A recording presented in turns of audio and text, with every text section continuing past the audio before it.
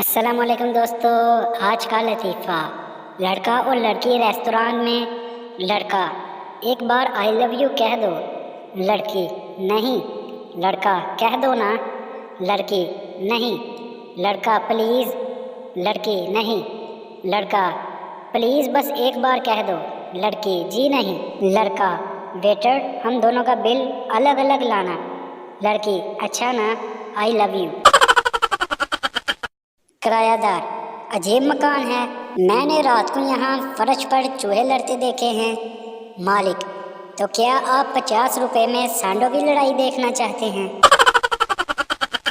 एक शख्स, मैंने आज एक बड़े आदमी की जेब काटी है।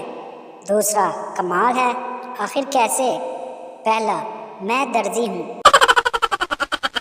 तो अगर आप हमारे चैनल पर नए हैं तो चैनल को सब्सक्राइब कर दें ताकि हमारी आने वाली हर नई वीडियो आप तक पहुँच सके।